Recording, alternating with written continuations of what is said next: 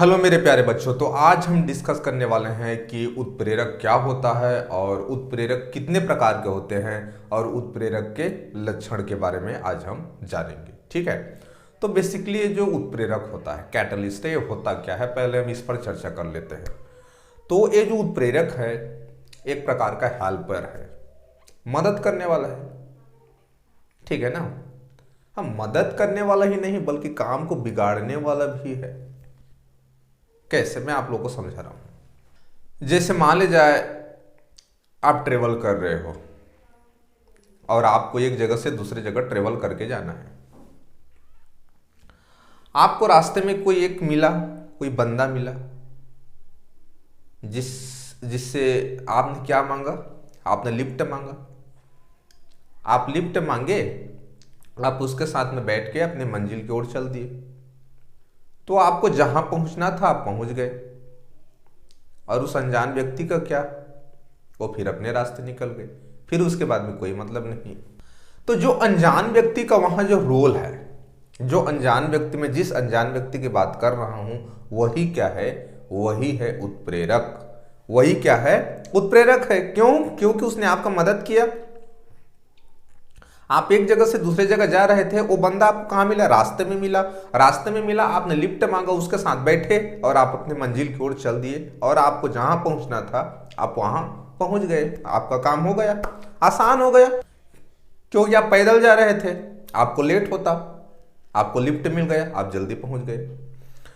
हर बार ऐसा नहीं कि जो बंदा, जिस बंदे को आपने लिफ्ट मांगा है उससे आपका काम बने, उससे आपका काम बिगड़ भी सकता है। हो सकता है आपको टाइम में पहुंचना था कहीं और आप टाइम में ना पहुंच पाओ उसकी वजह से। हो सकता है उसको कहीं काम है, वो कहीं रास्ते में बीच में रुक गया और बोला कि चलो भाई 5 मिनट, फिर उसके बाद चलते हैं, फिर 5 मिनट उसके बाद चलते हैं। हो सकता है बहुत ज्यादा लेट हो जाए। तो जरूरी नहीं है कि जो बंदा आपको मिला है, जो आपको बाइक में बिठा के ले जा रहा है, वो आपके काम को आसान बना, आपको जल्दी पहुंचाए। ऐसा भी हो सकता है कि वो आपको लेट में पहुंचाए। तो लेट में भी पहुंचा सकता है, जल्दी भी पहुंचा सकता है टाइम से। मतलब मेरे बातों को आप क्लियर समझ पा रहे हो कि नहीं? मैं जो बोलना चाह रहा हूं, जो उत्प्रेरक है एक ऐसा बाहरी पदार्थ है जो रासायनिक अभिक्रिया के वेग में परिवर्तन कर सकता है। मतलब रासायनिक अभिक्रिया के वेग को बढ़ा भी सकता है और घटा भी सकता है। मैं ये नहीं बोल रहा हूं कि केवल बढ़ा सकता है। आया ना समझ में? यदि कोई बंदा आपको समझा रहा है, कोई बंदा, यदि आप परेशान हो तो बंदा आपको मोटिवेट भी कर सकता है, आपको डिमोटिवेट भी कर सकता है। ऐसा नहीं कि कोई बंदा आपको केवल मोटिवेट ही करेगा। इस दुनिया में बहुत सारे ऐसे लोग भी हैं जो डिमोटिवेट भी करते हैं। समझ पा रहे हैं मेरे बात को? जो क्या करते हैं, डिमोटिवेट भी करते हैं, लेकिन आपके माइंडसेट को चेंज जरूर करते हैं। अब ये इसमें क्लियर नहीं है, मैं ये नहीं बोल रहा हूं क्लियर रूप से कि वो आपको मोटिवेट ही करे, आपको हमेशा पॉजिटिव थिंकिंग ही दे। जरूरी नहीं, आपको नेगेटिव थिंकिंग भी देंगे लोग। तो उत्प्रेरक वही तो है। चलिए पहले मेंशन कर देते हैं हेडिंग को, कैटलिस्ट, कैटलिस्ट एंड कैटालिसिस। जैसे कोई रिएक्शन है तो उत्प्रेरक क्या करता है, अभिक्रिया के वेग को, मतलब स्पीड को, वो स्पीड को बढ़ा भी सकता है और स्पीड को घटा भी सकता है। मतलब हम कुल मिला के क्या बोलेंगे, वेग में परिवर्तन कर सकता है। लेकिन खुद क्या होता है, अपरिवर्तित होता है। भाई रास्ते में आपको जो बंदा लिफ्ट दिया, रास्ते में आपके साथ आपको बिठा के ले गया, फिर जैसे ही आपको आपकी जगह में छोड़ा उसका काम खत्म। उस बंदे का क्या बिगड़ा, कि उस बंदे पर क्या प्रभाव पड़ा, कि उस बंदे का क्या हुआ, कि उस बंदे का कुछ चेंज हो गया? कुछ नहीं होता है। मतलब उत्प्रेरक का काम है आपको साथ में ले जाना, आपके मंजिल में आपको पहुंचाना और फिर वहीं आपको छोड़ देना और फिर से उत्प्रेरक वापस, उत्प्रेरक जैसा का तैसा फिर से मिल जाएगा। तो वही चीज है, उत्प्रेरक में परिवर्तन नहीं होता है। स्टार्टिंग में जितना आपने लिया था लास्ट में उतना आपको मिल जाएगा। दैट इज उत्प्रेरक, catalyst. Are you getting my point? तो उत्प्रेरक क्या है? यदि हम उत्प्रेरक को डिफाइन करना चाहें तो उत्प्रेरक वे बाहरी पदार्थ हैं जो रासायनिक अभिक्रिया के वेग में परिवर्तन कर सकता है लेकिन स्वयं अपरिवर्तित रहता है। क्या कहलाता है? उत्प्रेरक कहलाता है। और अभिक्रिया को उत्प्रेरित करने की इस घटना को हम उत्प्रेरण कहते हैं, कैटालिसिस। बड़ा ही सिंपल है भाई, इसमें क्या दिक्कत है?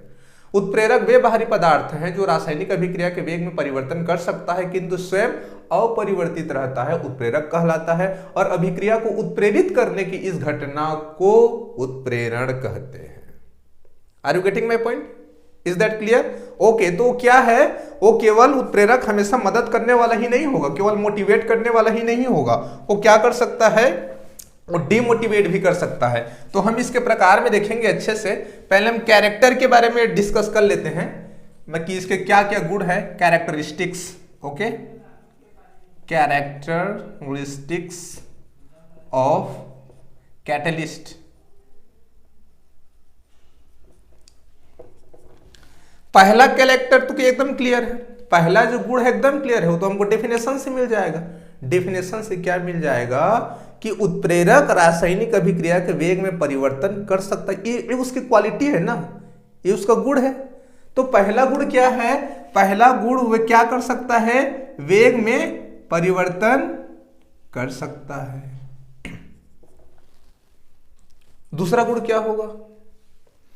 दूसरा चीज भी हमको डेफिनेशन से ही क्लियर है, आप यदि ध्यान से सुनेंगे तो। वो स्वयं अपरिवर्तित रहता है। वो स्वयं क्या रहता है?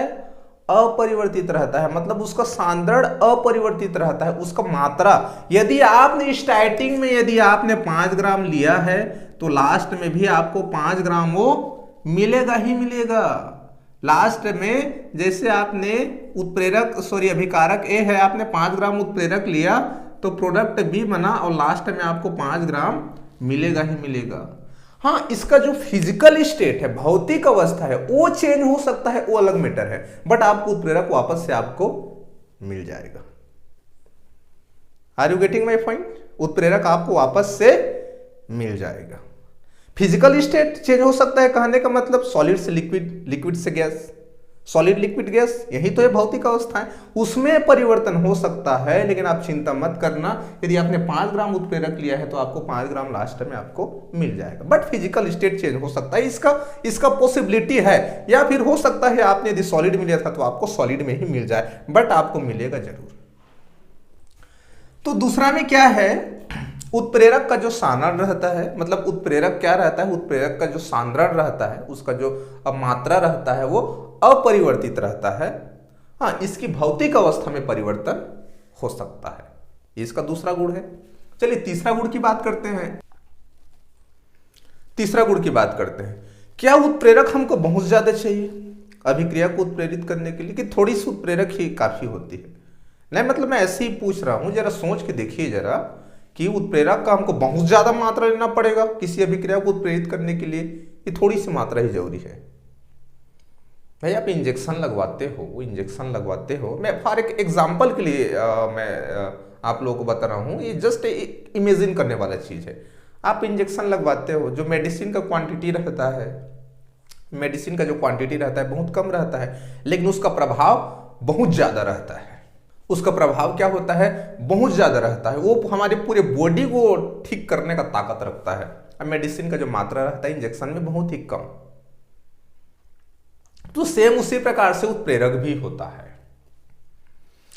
अभिक्रिया को उत्प्रेरित करने के लिए उत्प्रेरक की थोड़ी सी मात्रा ही पर्याप्त होती है। हमको बहुत ज्यादा मात्रा में नहीं लगेगा उत्प्रेरक, अब थोड़ा सा मात्रा ही क्या होता है? काफी होता है, पर्याप्त होता है, और उससे जो अभिक्रिया है वो क्या हो सकती है? उत्प्रेरित हो सकती है। जैसे मान लीजिए जब शादी होता है तो सिंदूर का जो इस्तेमाल करते हैं, यूज करते हैं, तो क्या आप सिंदूर को इतना लगाना जरूरी है कि एक चुटकी से काम बन जाएगा? एक चुटकी से ही काम बन जाएगा? मतलब सिंदूर की थोड़ी सी मात्रा, इतना ही काफी है ये प्रूफ के लिए कि दोनों मैरिड है। आ रहे ना समझ में? ऐसा थोड़ी कि हनुमान जी जैसा कि जो पूरे शरीर में पूरा सिंदूर से पूरा लाल रंग हो जाए और बोले कि सीता मैया को कि मैं अपने श्री राम को मैं सबसे ज्यादा प्यार करता हूं, ऐसा थोड़ी ना, नहीं ना, थोड़ी सी मात्रा। तो बस वही चीज है। तीसरा गुण क्या है? उत्प्रेरक की थोड़ी सी मात्रा, उत्प्रेरक की थोड़ी सी मात्रा ही पूरे अभिक्रिया को उत्प्रेरित कर सकता है। ये तीसरा गुण है। चौथा गुण देखते हैं जरा। क्या एक ही उत्प्रेरक सभी रासायनिक अभिक्रिया में काम आएगा? नहीं, नो, नहीं आ सकता। भाई एक ही उत्प्रेरक सभी रासायनिक अभिक्रिया में कैसे काम आ सकता है? नहीं तो एक ही बंदा सभी सब्जेक्ट को नहीं पढ़ा सकता। हाँ, कुछ पढ़ाते हैं, कुछ लोग पढ़ाते हैं, वो अलग मैटर है। मैं जस्ट एग्जांपल के लिए आपको बता रहा हूं कि एक इंसान एक काम को ज्यादा अच्छे से हैंडल कर सकता है, टैकल कर सकता है। जैसे एक इंसान एक सब्जेक्ट पे यदि उसका ज्यादा फोकस एक सब्जेक्ट को पढ़ाएगा तो उसका ज्यादा फोकस रहेगा। बाकी सभी सब्जेक्ट के लिए अलग अलग टीचर्स अवेलेबल रहेंगे तो ज्यादा अच्छे से होगा स्टडी, क्योंकि उस पर उसका कमांड बहुत ज्यादा होगा। तो मैं ये बोलना चाह रहा हूं, हाँ कुछ लोग, आप ये सोच रहे, हाँ कुछ लोग टैलेंटेड होते हैं जो सभी सब्जेक्ट को कवर कर लेते, तो एक अलग मैटर है। बट जस्ट मैं आपको केवल एग्जांपल के लिए बता रहा हूं कि जो एक ही उत्प्रेरक होता है वो सभी रासायनिक अभिक्रिया में काम नहीं आता है। अलग अलग रासायनिक अभिक्रिया के लिए अलग अलग उत्प्रेरक की जरूरत पड़ती है। डिपेंड करता है कि जो केमिकल रिएक्शन कैसा है। अलग अलग फील्ड के लिए अलग अलग बंदों की जरूरत है उसके काम करने के लिए। ऐसा नहीं कि जो बंदा इंजीनियरिंग फील्ड में है वो जाके मेडिकल फील्ड में अपना काम अच्छे से कर सके, ऐसा जरूरी नहीं है। तो एक ही उत्प्रेरक सभी रासायनिक अभिक्रिया को उत्प्रेरित नहीं कर सकता। मतलब जो उत्प्रेरक की क्रिया होती है वो काफी विशिष्ट होती है। उत्प्रेरक की जो क्रिया होती है वो क्या होती है? काफी विशिष्ट होती है।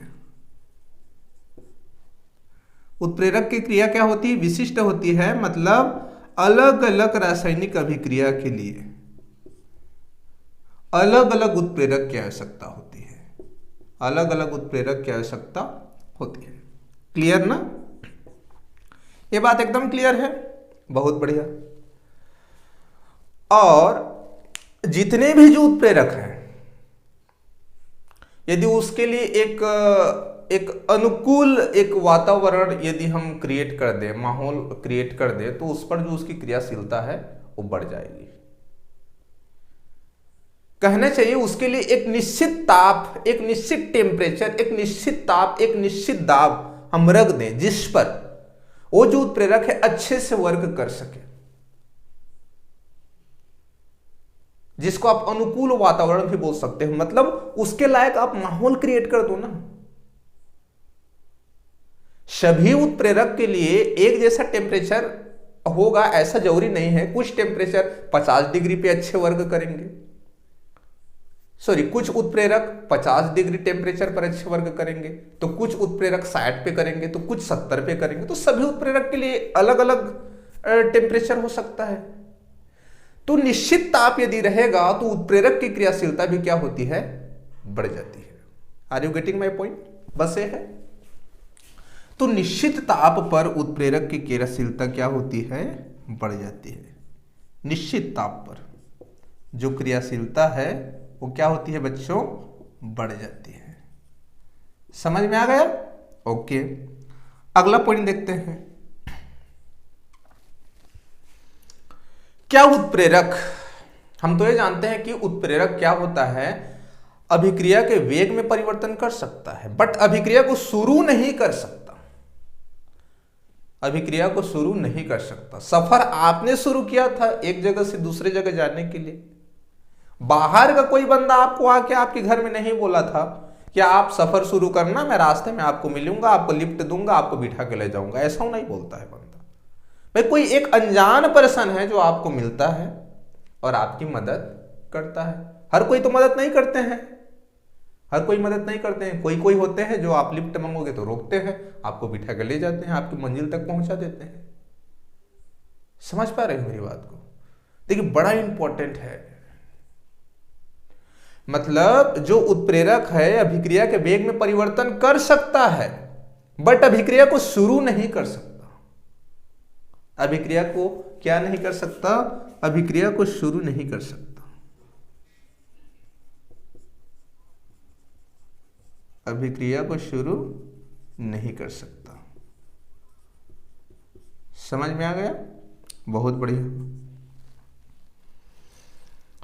क्या उत्प्रेरक यदि एक बार कोई चीज प्रोडक्ट में कन्वर्ट हो जाए प्रोडक्ट में कन्वर्ट हो जाए, तो क्या उत्प्रेरक का इतना पावर है कि प्रोडक्ट में चेंज कर सके? नहीं, खुद सोच के देखो, जरा खुद सोचो कि उत्प्रेरक का काम है रास्ते में उसका मदद करना, उसको उसके मंजिल तक पहुंचा दिया, उसका काम खत्म। तो क्या उसका इतना पावर होगा कि वो प्रोडक्ट की सांद्रता में कुछ परिवर्तन कर सके या प्रोडक्ट में किसी भी प्रकार के कुछ चेंजेस ला सके? नो, नहीं ला सकता। यदि एक बार प्रोडक्ट बन गया तो उत्प्रेरक उस पर छेड़छाड़ नहीं कर सकता। उसका काम क्या है? उसका काम बस इतना है कि अभिक्रिया को ज्यादा स्पीड कर सकता है, अभिक्रिया को कम स्पीड कर सकता है, लेकिन अभिक्रिया को शुरू भी नहीं कर सकता और प्रोडक्ट में कोई चेंज भी नहीं कर सकता। समझ गए मेरे बात को? उत्पाद में भी उत्पाद की सांद्रता में परिवर्तन नहीं कर सकता।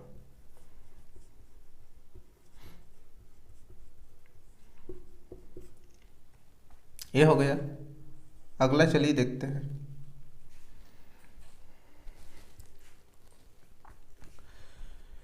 जो उत्प्रेरक है, ये तो अभिक्रिया को उत्प्रेरित करता है, आप जान रहे हो। तो क्या आपने सोचा है कि उत्प्रेरक को कौन उत्प्रेरित करता होगा? मतलब उत्प्रेरक को इतना पावर कहां से मिलता होगा? उत्प्रेरक कैसे काम करता होगा? अभिक्रिया को तो उत्प्रेरित कर दिया भाई, लेकिन उसको भी तो क्रियाशील होना है, उसको भी तो पावर चाहिए, एनर्जी चाहिए। तो उत्प्रेरक की जो क्रियाशीलता होती है, कुछ पदार्थ ऐसे होते हैं जो उत्प्रेरक की क्रियाशीलता को बढ़ा देते हैं, और कुछ पदार्थ ऐसे भी होते हैं जो क्रियाशीलता को कम कर देते हैं। आने समझ में? तो जो उत्प्रेरक की क्रियाशीलता को बढ़ा देते हैं, हम उसको उत्प्रेरक उत्साहक या वर्धक बोलते हैं। एक्टिवेटर, प्रमोटर बोलते हैं। जो उत्प्रेरक की क्रियाशीलता को बढ़ा देगा, अभिक्रिया फास्ट हो जाएगा। और कुछ पदार्थ ऐसे भी होते हैं जो उत्प्रेरक की क्रियाशीलता को कम कर देते हैं। तो भाई उसको कम कर दिया, मतलब जाहिर सी बात है अभिक्रिया का स्पीड भी क्या हो जाएगा? कम हो जाएगा। जिसको हम क्या बोलते हैं? उत्प्रेरक विष भी बोलते हैं। मतलब उत्प्रेरक के लिए विष के समान कार्य करता है। समझ पा रहे हैं मेरे बात को? तो ये होता है। तो जो उत्प्रेरक की क्रियाशीलता होती है, वो उत्प्रेरक की जो क्रियाशीलता होती है वो किसके द्वारा बढ़ाई जाती है? उत्प्रेरक की क्रियाशीलता उत्साहक या वर्धक, उत्साहक या वर्धक। जैसे जनरली आपने मोलिब्डेनम का नाम सुना होगा, MO मोलिब्डेनम। जब अमोनिया बनाते हैं तो उसमें साथ में आयरन के साथ में मोलिब्डेनम भी लिखा रहता है, देखना MO। उत्प्रेरक के लिए क्या है? उत्साहक या वर्धक है, उसका प्रमोटर है, जिससे उत्प्रेरक को शक्ति मिलता है, जिससे अभिक्रिया को उत्प्रेरित करता है। आ गए ना समझ में?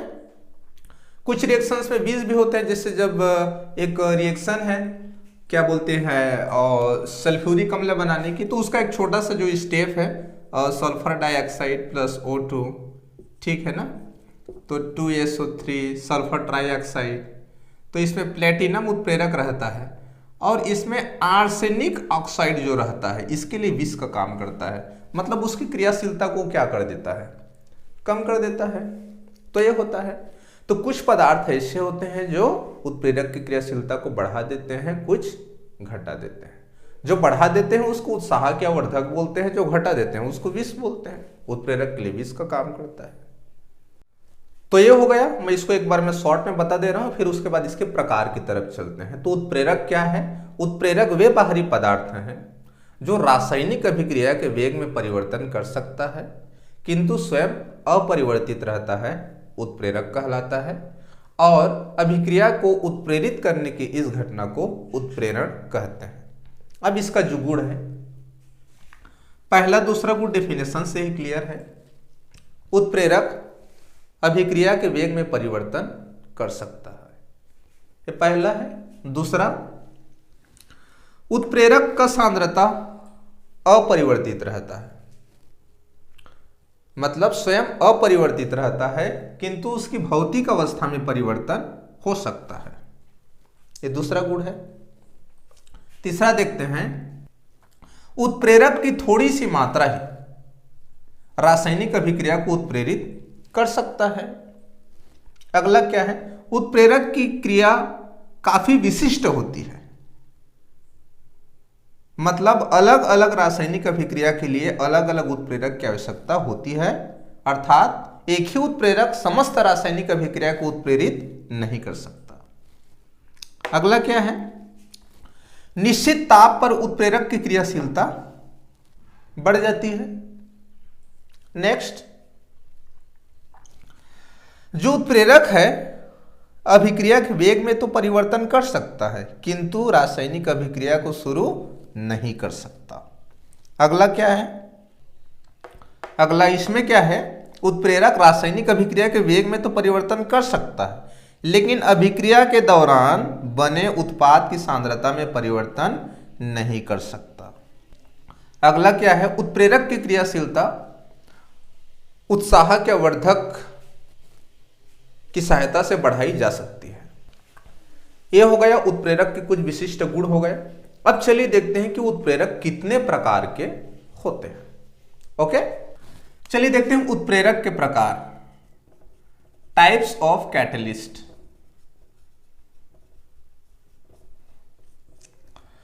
ये तो नाम आपने सुना ही होगा, पॉजिटिव कैटलिस्ट, पॉजिटिव कैटलिस्ट। दूसरा होता है निगेटिव कैटलिस्ट, निगेटिव कैटलिस्ट। तीसरा होता है ऑटो कैटलिस्ट, ऑटो कैटलिस्ट। चौथा होता है इंड्यूस्ड कैटलिस्ट, इंड्यूस्ड कैटलिस्ट।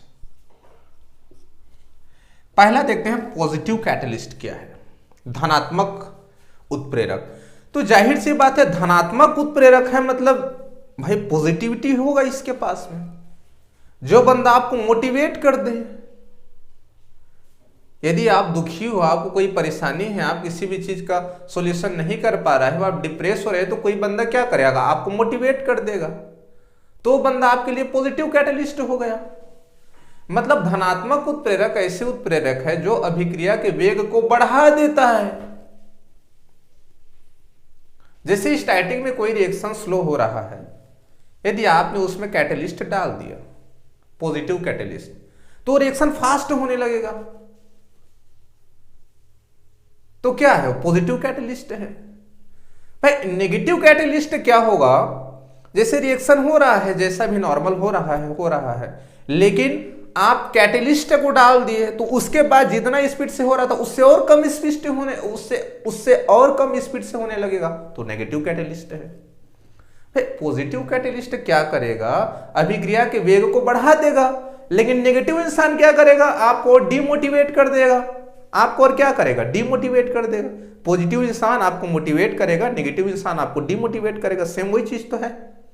धनात्मक उत्प्रेरक अभिक्रिया के वेग को बढ़ा देता है और ऋणात्मक उत्प्रेरक अभिक्रिया के वेग को घटा देता है। Are you getting my point?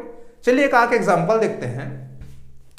जैसे KCl का अपघटन, KClO3 पोटेशियम क्लोरेट, इसका जो अपघटन होता है स्टार्टिंग में तो स्लो में होगा।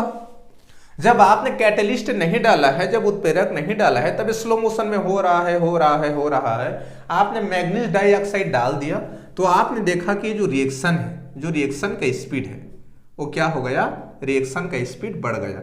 मतलब जो मैग्नीज डाइऑक्साइड है वो क्या है, हमारा पॉजिटिव कैटलिस्ट है। वो क्या है, पॉजिटिव कैटलिस्ट है। नेगेटिव कैटलिस्ट का एक आग देखते हैं। जैसे हाइड्रोजन पेरोक्साइड है, H2O2 है, ये पहले रिएक्शन हो रहा था, इसका भी अपघटन हो रहा था, ये टूट रहा था। ओके, इसका अपघटन तो हो रहा था, लेकिन आपने एक उत्प्रेरक डाला H3PO4, फास्फोरिक एसिड आपने डाला, तो आपने देखा कि इसका स्पीड और स्लो हो गया, बहुत ज्यादा स्लो हो गया, बहुत ज्यादा स्लो हो गया। तो आपको क्या पता चला कि ये जो उत्प्रेरक है क्या है, नेगेटिव कैटलिस्ट है। मतलब आप उत्प्रेरक डालने के पहले जब आपने ऑब्जर्व किया तो उसका जो नॉर्मल स्पीड जो चल रहा है, यदि नॉर्मल स्पीड से ज्यादा हो गया मतलब वो पॉजिटिव कैटलिस्ट है। कैटेलिस्ट को मिलाने के बाद में। यदि नॉर्मल स्पीड से और स्लो हो गया तो नेगेटिव कैटेलिस्ट है। तो ये हो गया पॉजिटिव कैटेलिस्ट का एग्जांपल, नेगेटिव का एग्जांपल। ऑटो कैटेलिस्ट, स्व उत्प्रेरक। ये स्व उत्प्रेरक क्या होता है भाई? स्व उत्प्रेरक क्या होता है? जैसे कोई रिएक्शन हो रहा है और उसमें कोई नया चीज बना तो खुद उत्प्रेरक बन जाएगा। समझ में आ रहा है मेरा बात? जैसे आप बंदों को पढ़ा रहे हो, बहुत सारे बंदों को, बहुत सारे बच्चों को पढ़ा रहे हो, तो उस बीच में से उन्हीं बच्चों की भीड़ में से एक ऐसा बच्चा निकल आएगा जो आप न रहो क्लास में तो क्लास को टैकल कर सके, हैंडल कर सके। मतलब वो खुद भी क्या बन गया? उत्प्रेरक बन गया। बस सही चीज है। तो जैसे कोई रिएक्शन हो रहा है, जैसे एथिल एसीटेट है, CH3COO C2H5 है, H2O से जब रिएक्शन करता है तो बनता है CH3COOH, एसिटिक एसिड प्लस बन जाता है हमारा एथिल एल्कोहल। स्टैटिक में रिएक्शन स्लो में हो रहा था, स्लो में चल रहा था। एथिल एसीटेट का जब हमने जल अपघटन कराया तो क्या हुआ? क्या हुआ? क्या हुआ? क्या हुआ? क्या हुआ? स्लो में हो रहा था। फिर बाद में अचानक से इसका स्पीड बढ़ गया, अचानक से इसका स्पीड बन गया, ज्यादा हो गया। इसका मतलब क्या कि जब एसिटिक एसिड बना तो यही क्या बन गया? यही बन गया ऑटो कैटलिस्ट। इसी ने अभिक्रिया को उत्प्रेरित कर दिया और अभिक्रिया क्या हो गया? फास्ट हो गया। जब हमने एथिल एसीटेट की अभिक्रिया जल से कराया तो स्टार्टिंग में तो स्लो में था, फिर बाद में क्या हुआ? बाद में एसिटिक एसिड बना, बाकी भी प्रोडक्ट बनना बाकी है। तो पहले एसिटिक एसिड बन गए, यदि बन गए उसमें एसिटिक एसिड धीरे से बन गया है, तो फिर वही क्या किया? पूरी अभिक्रिया को उत्प्रेरित कर दिया। तो अभिक्रिया क्या हो गया? फास्ट हो गया। मतलब ये क्या किया? अभिक्रिया के वेग को बढ़ा दिया। तो ये ऑटो कैटेलिस्ट होता है, स्व उत्प्रेरक। तो स्व उत्प्रेरक का डेफिनेशन क्या हो जाएगा? रासायनिक अभिक्रिया के दौरान यदि प्राप्त कोई उत्पाद स्वयं उत्प्रेरक का कार्य करता है तो ऐसे उत्प्रेरक को हम स्व उत्प्रेरक कहते हैं। ये हो गया इसका एग्जांपल। इंड्यूस्ड कैटेलिस्ट, प्रेरित उत्प्रेरक, संगति का असर। यदि एक कोई बंदा है, दो दोस्त हैं, तो एक दोस्त है जो पीने वाला है, एक दोस्त है जो पीने वाला नहीं है। यदि ये दोनों अलग अलग घूमने जाते हैं तो अपने बिहेवियर पे टिके रहते हैं। पीने वाला बंदा पीता है, नहीं पीने वाला बंदा नहीं पीता है। लेकिन जब दोनों साथ में जाएं तो दोनों पीने लगते हैं। मतलब एक बंदा दूसरे बंदा को क्या कर दिया? उत्प्रेरित कर दिया भाई। वही तो है प्रेरित उत्प्रेरक। जैसे जो सोडियम सल्फाइड है, इसको खुले में रखने से इसका ऑक्सीकरण हो जाता है, लेकिन जो सोडियम आर्सेनाइट है इसका ऑक्सीडेशन नहीं होता है। लेकिन जब यदि हम दोनों को साथ में मिला के रख दें तो दोनों का ऑक्सीडेशन हो जाता है। इसका मतलब जो सोडियम सल्फाइड का जो ऑक्सीकरण अभिक्रिया है, सोडियम आर्सेनाइट को क्या कर दिया? उत्प्रेरित कर दिया। तो ये होता है हमारा इंड्यूस्ड कैटेलिस्ट। जब एक रासायनिक अभिक्रिया दूसरे रासायनिक अभिक्रिया को उत्प्रेरित कर देता है तो हम उसे प्रेरित उत्प्रेरक कहते हैं। जैसे सोडियम सल्फाइड को खुले में रखने पर इसका ऑक्सीकरण हो जाता है, किंतु सोडियम आर्सेनाइड को खुले में रखने पर इसका ऑक्सीकरण नहीं होता है। किंतु जब हम यदि दोनों को मिला के रख देते हैं तो इसका दोनों का ऑक्सीकरण हो जाता है। अर्थात जो सोडियम सल्फाइड की ऑक्सीकरण अभिक्रिया है, सोडियम आर्सेनाइड को क्या कर दिया? उत्प्रेरित कर दिया। तो हमारा जो प्रेरित उत्प्रेरक है वो कौन सा है? सोडियम सल्फाइड का रिएक्शन है, सोडियम सल्फाइड है, आप बोल सकते हो। क्लियर ना? तो ये हो गया हमारा कुछ 4 प्रकार के उत्प्रेरक। तो आइए हम इसको एक बार शॉर्ट में मैं बता दे रहा हूं। धनात्मक उत्प्रेरक, ऐसा उत्प्रेरक जो रासायनिक अभिक्रिया के वेग को बढ़ा देता है, वो क्या कहलाता है? धनात्मक उत्प्रेरक। और ऐसा उत्प्रेरक जो रासायनिक अभिक्रिया के वेग को घटा देता है, ऋणात्मक उत्प्रेरक। स्व उत्प्रेरक क्या है? यदि रासायनिक अभिक्रिया के दौरान प्राप्त कोई उत्पाद यदि उत्प्रेरक का कार्य करता है तो हम उसे स्व उत्प्रेरक कहते हैं। प्रेरित उत्प्रेरक क्या है? यदि कोई एक रासायनिक अभिक्रिया दूसरे अभिक्रिया को उत्प्रेरित कर देता है तो हम उसे प्रेरित उत्प्रेरक कहते हैं। एग्जाम्पल भी आप एक एक नोट कर लेना, आप एक एक दे देना। पॉजिटिव कैटेलिस्ट का है, नेगेटिव कैटेलिस्ट का है, ये ऑटो कैटेलिस्ट का है और ये इंड्यूस्ड कैटेलिस्ट का है। तो ये हो गया बच्चों हमारा आज का क्लास। हमारा आज का टॉपिक क्या था? उत्प्रेरक हो गया। हमने उत्प्रेरक के बारे में जाना, उत्प्रेरण जाना और उत्प्रेरक के कुछ लक्षणों के बारे में भी हमने डिस्कस किया कि उत्प्रेरक में क्या खास बात होती है। उसके बाद में हमने उत्प्रेरक के प्रकार के बारे में भी डिस्कस किया।